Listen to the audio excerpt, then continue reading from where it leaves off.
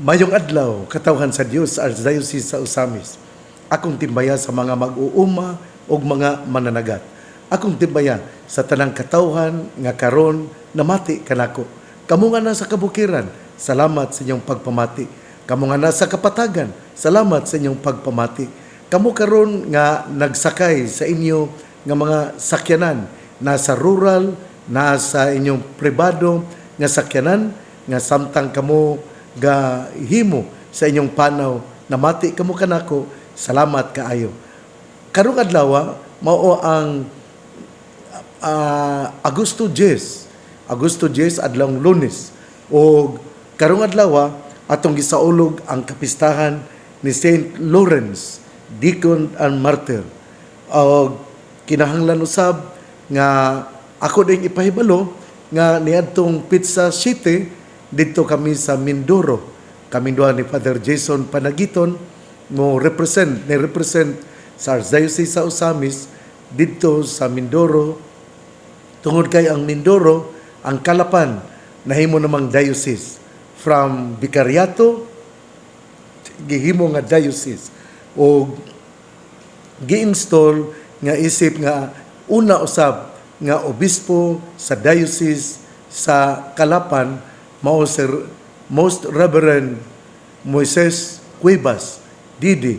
Busa congratulations ngadto ni Most Reverend Moises Cuevas ingon masab sa kaparian, o akong pasalamat usab sa mga obispo nga mitambong, labi na gyud si His Eminence Cardinal Jose Advincula o si Papal Nuncio, si Archbishop Charles John Brown, o ngayong masad ang presidente sa CBCP, si Most Reverend Gilbert Garcera. Busa ninyong tanan, salamat kaayo. Ako di ay greetings sa mga Purclair Sisters, labi na din sa Tabyawan, Isabela City, Basilan. Ngadto sa mga Purclair Sisters sa Isabela City, din sa Tabyawan, Isabela City, Basilan, malipayon nga kapistahan ni Santa Clara ugma, ni Saint Clair ugma, Pizza 11. Dinha usab sa Josefina, Zamboanga del Sur. Ako usab nga greetings para sa inyong malipayon nga piyesta ugma, adlawng Martes Pizza 11, o hinaot nga kamo nagapakita gayud sa inyong pagpagampo ug pangamuyo alang sa katawhan dinha sa mao nga lugar din kamo anaa. Ako pod nga fiesta greetings dina sa Antique Purclair Sisters. Padayon nga magampo alang sa inyo nga mga katawhan nga gihalad alang sa inyong pagpangamuyo. Ang atong ebanghelyo karon, atong kutloon sumala sa ebanghelyo ni San Juan. Si Jesus miingon siyang mga tinun-an, sultihan ko kamo, ang usa ka lugas nga trigo, magpabilin nga usa ra gayud ka lugas, gawas kun kini ipugas sa yuta ug mamatay. Kun kini mamatay, mamunga kinig daghan. Ang magmahal sa iyang kaugalingong kinabuhi, mawad-an hinon niini. Apan ang dili mahinugon sa iyang kinabuhi, niining kalibutana, magpatunhay niini alang sa kinabuhing dayon. Ang buot mag-alagad kanako, kinahanglan mo sunod kanako, aron kun hain ako, atuwa usab ang akong sulugoon. Ang akong amahan, magpasidungog kaniya nga mag-alagad kanako. Ebanghelyo sa tong Ginoo, daygon ikaw o Kristo. Mga igsuon, ang tema gayod sa ato nga ebanghelyo karon, mao gayod ang paghimo og sakripisyo alang sa atong pagtuo diha kang Kristo. Nga ang atong pagtuo, dili lamang alang sa atong kaugalingon.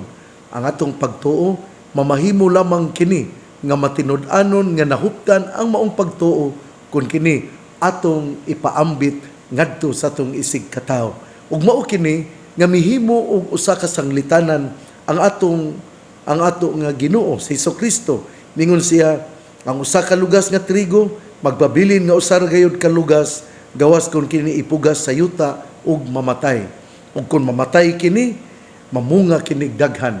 Maanindot kini nga illustration maanindot kini nga sambingay tungod kay kini naghatag man gayud og sentro nga pagtulunan nga pinaagi sa tong pagtuo kun kini ato nga ipaambit mamunga kini daghan. Pero kung ang imong pagtuo imo lamang tipigan, dili gyud kini mo tunhay ug dili pud kini mao ang katuyuan sa maong pagtuo. Mo na nga ang atong pagtuo ato gayong ipaambit. Maman bitaw nga ang ebanghelyo ni San Mateo mingon, lakaw kamo sa tanang suok sa kalibutan ug inyong pagabunyagan ang mga katawhan sa ngalan sa Amahan, sa Anak ug sa Espiritu Santo. Manlakaw gayod ug mao kini ang nakaanindot sa ato nga pagtuo tungod kay manlakaw gayod kita ug atong isangyaw kinsa si Hesus. Unya, nipadayon ang atong ebanghelyo sa pag-ingon, kung ikaw magmahal lang sa imong kaugalingon, dili mawad-an kahinon ni ini. Apan ang dili mahinugon siyang kinabuhi ining kalibutana, magpatunhay ni ini alang sa kinabuhing dayon. Mao ni nga kada bitawng kada bang maniguro lang kasi mong kaugalingon na dili gyud na maayo. Nainumdum lang ko usa ka pare. Usa ka pare, doon ay usa ka pare nga kanang hapit na sila hapit sila mabangga. Nya wala pa gali, gadali-dali ni siya og kining ambak. Pag ambak niya, na nabali no niyang kamot. Pero wala man gyud sila mabangga. Siya na hinuon ang nahimo na-aksidente tungod kay nagunahuna lamang siya sa kaugalingon nya gusto lang siya nga mo save himself na kadto dili gyud to maayo kay kini bang do na po'y usa ka kining panghitabo kanang ngadto sa Basilan atong una na uso mong yun kining pag-attack sa mga community. Ang pari ko ang madriga una-una manoon og kining panlakaw, panagan, ya dili maayo kay tungod silang kahadlok na kining na nakasab-an sila tungod kay ang tinuod nga leader mao man gyud ang katapusan nga mulakaw sa iya nga lugar. Mao na nga kini gi pahinumduman gyud ta sa sanglitanan karon sa atong ebanghelyo nga gihatagan og kinabuhi sa atong Ginoo nga mingon siya ang magmahal siyang kaugalingong kinabuhi mawad-an hinuni ni apan dili mahinugon sa iyang kinabuhi nining kalibutana magpatunhay niini alang sa kinabuhing dayon. Ang mag-alagad kanako kinahanglan musunod kanako aron kun hain ako atua usab ang akong sulugoon. Dinhi magpakita nga ang gihimo ni Hesus mao ang pagdupa alang sa katawhan, ang usapod ka tinuod nga leader sa pagtuo mao gayud ang pagsakripisyo. Busa mingon ako nga ang atong ebanghelyo karon nining adlaw Lunes, Agosto 10, nagpahinumdum kanato nga sa atong pagtuo importante kaayo ang sakripisyo nga kita mo sakripisyo aron atong ipaambit ang atong pagtuo. Ug mao kini usab ang kinabuhi, mausab kini ang kinabuhi ni San Lorenzo, Saint Lawrence. Si Saint Lawrence mi panahon sa ni Emperor Valerian naakato ang mao kini ang panahon sa paglutos, first century nga bag-o ang pagtuong Katoliko Romano. Gilutos ang simbahan hangtod karon diha sa Afrika, naagyapon ang panglutos sa uban nga mga lugar, naagyapon ang pagpanglutos. Mao na nga atong iampo ang ato nga mga misyonero. Balik ta ni San Lorenzo, Saint Lawrence. Siya kanang usa ni siya ka diakono o sa panahon sa Emperador Valeriano siya ang simbahan gilutos. Ang atong Santo Papa at that time mao si Pope Sixtus II og siya gimartir, gipatay tungod sa pagtuo. Unya gisunod dayon usab si si Saint Lawrence, si San Lorenzo. O lahi ni siyang San Lorenzo, ha, dili ni siya si San Lorenzo de Manila, si San Lorenzo Ruiz de Manila, dili ni siya mao. Si Saint Lawrence, ang akong gisgutan, si San Lorenzo, mao kini ang una nga mga martir sa mga 3rd century. 3rd century di ay. Died 258, Rome, Italy. O yung feast day mao nga August 10. Unya sa ako nang gikasulti kining ang emperor at the time mao si Valerian, o iyang gipamatay ang mga Katoliko. Nya nahinumduman, nadunggan nila nga kining ang at that time gud kini si San Lorenzo, kuan man ni siya, usa man ni siya ka kining ekonomos. Siya man ang nagkupot sa kwarta sa Vatican. Unya sa diha nga kining gipatay man ang Santo Papa, mao to nga ang mga naggigukod man sila, ug ang si Valerian gusto nga kuhaon ang mga kabtangan sa simbahan. Mao to ang gihimo ni San Lorenzo, iyang apod-apod ang sapi, ang kwarta, ang mga uban pang kabtangan sa simbahan ngadto sa mga kabus. Unya nahibaw-an ni Valeria nahibaw-an sa atong ni Emperor Valerian, mutong gisugo ang usa niya ka sundalo, og iyang gipatawag si San Lorenzo, o giingnan nga kinahanglan imong tapukon ang tanan nga mga kabtangan sa simbahan kay kuhaon kini sa emperor, o diha gipang apod-apod niya. Unya human ni adto, iya na pong gitapok ang mga kabus, mga piang, mga bungol ug uban pa nga mga masakiton, iyang gidala dito sa atubangan sa emperor, ug iyang giingnan nga nangita mo sa kayamanan, nangita mo sa mga propiedad, nangita mo sa bahandi sa simbahan. Mao kini ang bahandi sa simbahan, ang mga kabus, ang mga masakiton. Sa diha nga gidala ni San Lorenzo ang mga orphans, the aged, ang sick, blind, crippled. Siya mingon, this is the treasure of the church. Purting sukua sa usa ka sinugo ni Valerian, Emperor Valerian. Ug busa tungod sa iyang kasuko, gilitson niya si San Lorenzo. Unya, as he was being slowly burned alive, Lawrence is said to have had the last laugh, saying, "Turn me over so that the other side be evenly cooked." After praying for Rome, he is believed to have breathed his last on August 10, 258. His remains were buried in the cemetery of Syriana on Via Tiburina. At that very site now stands the great basilica titled St. Lawrence outside the walls. Irrespective of the veracity or otherwise of this tradition, Lawrence was undoubtedly a very popular saint of the early church. Several churches in Christendom perpetuate his memory.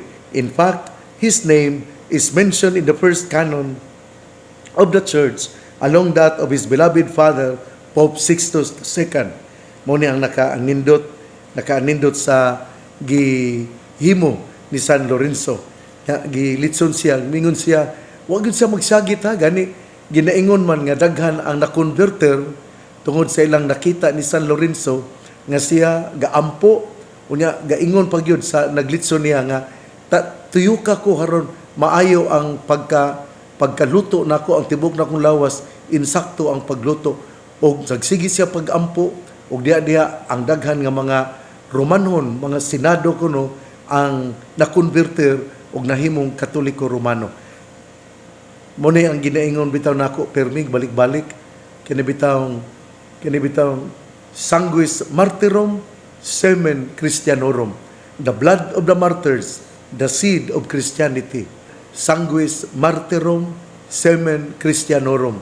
Nga the blood of the martyrs, the seed of Christianity.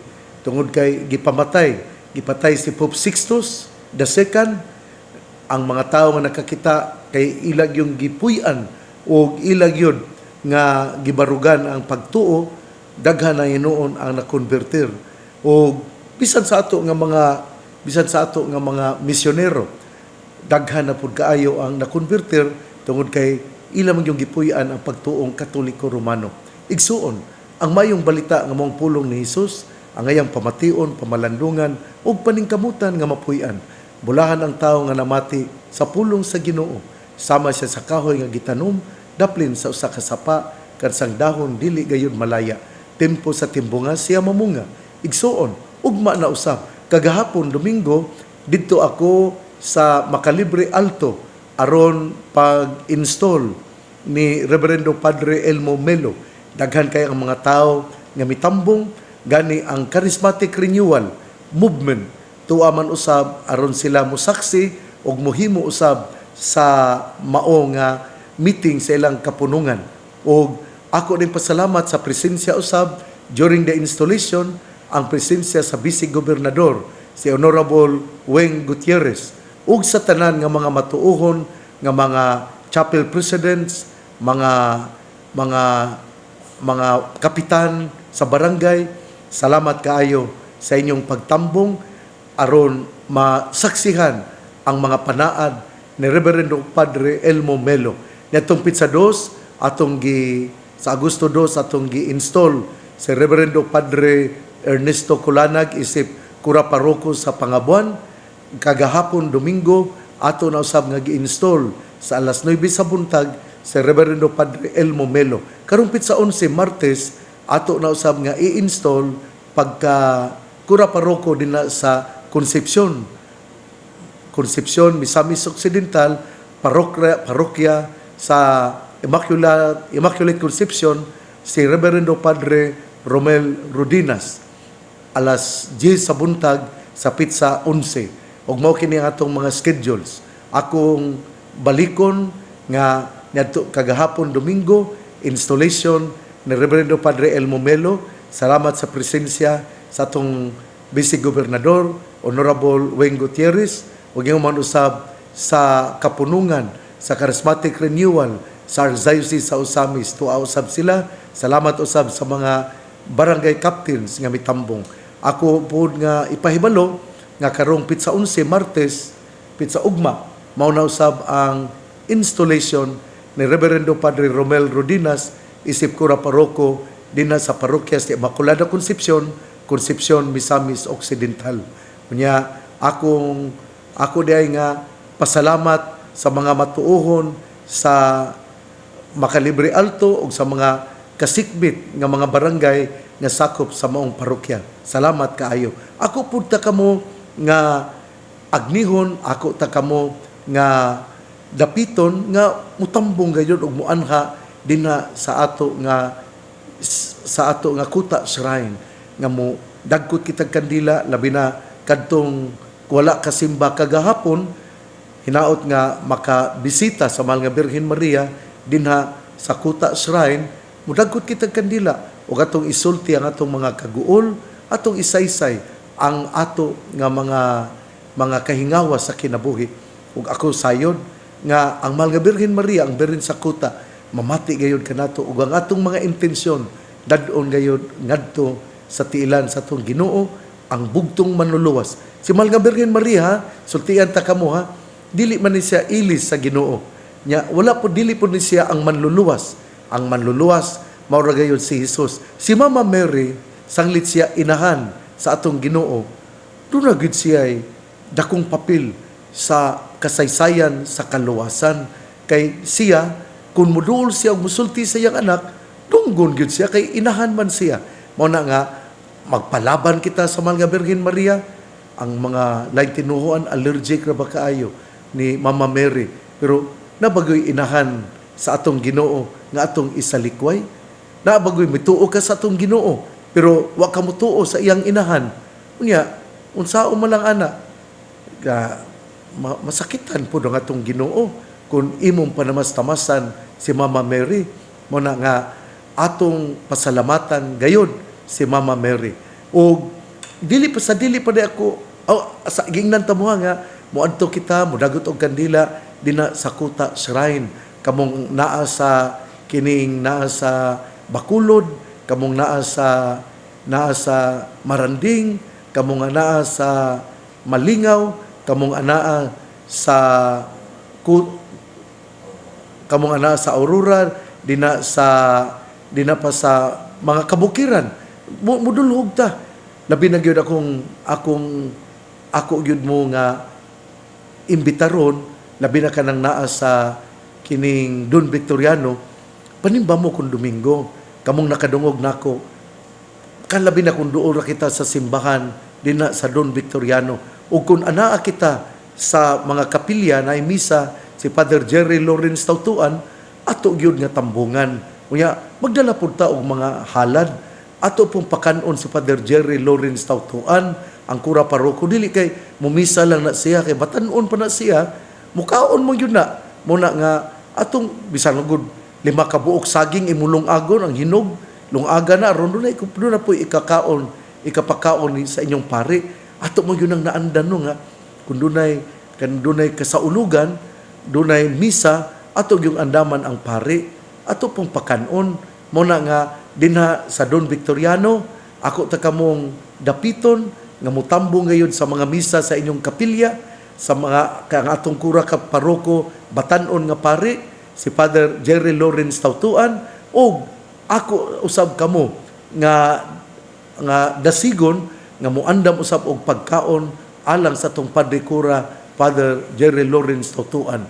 Aluoy pud ang pari nga maguman og misa, utong-utong biya na, gutumon biya ta, nya wala tay ikadalit ang usa ka maanindot nga pagpakita sa tong gugma sa tong kaparian, mao gyud bisag muhalat tag kape, paimno na tog kape, paimno na tog gatas baron, o paimno na tog pan, pakanon na tog pan, di na imno ng pano, mutukan ta ana atong ipakaon. Nya pakanon na to, syaro dita ka dako pog uskabuk manok lang yun. Nya, imo nang kamunggayan din na may sayuti, budangin nagsayuti din na. Muna ang akong hangyo din na sa Don Victoriano. Usbon ko, ini gumagmisa, atong pakanon ng atong pari, nga mao ang usa ka batanon nga pari, si Father Jerry Lawrence Tautuan. Ang pangaliya sa Mahal nga Birhen Maria, nga gisangpit sa mga misa-misnon, nga Birhen sa Kuta, ang Ginoo magapanalangin kinatong tanan, sa ngalan samahan sa Anak, ug sa Espiritu Santo. Amen. Usbon ko, greetings, fiesta greetings ngadto sa mga Purclear Sisters dina sa Tabyawan, Isabela City, Basilan, dina usab sa Josefina, Zamboanga del Sur, ug dina sa Antique, sa lugar dina sa Antique, unsabay probinsya ng Antique. Ninyong tanan, ako mingon, happy fiesta ni Santa Clara. Padayon kita nga mag-inampuay. Ako na yung pag-ampo sa birthday ni J.M. Go, ang akong apo dinha sa Butuan, si J.M. Go, nga nagsaulog sa iyang birthday kagahapon, pizza 8. Atong Sabado, pizza 8. Busang ato ni J.M. Go, dinha sa Butuan, akong pahalipay sa imong adlaw na tawhan. Belated happy birthday. Natong tanan, ako miingon, padayon kitang mag-inampuay sa usag-usa, kay ang pag-ampo mo'y usa ka gahom, aron kita dadon ngadto sa tiilan, ngadto sa atong Ginoo, nga malagsi kita, nga muhimo sa atong panaw, padulong sa iyang gingharian, diin kita, gidapit nga makig-uban kaniya. God bless, mabuhay tayong lahat.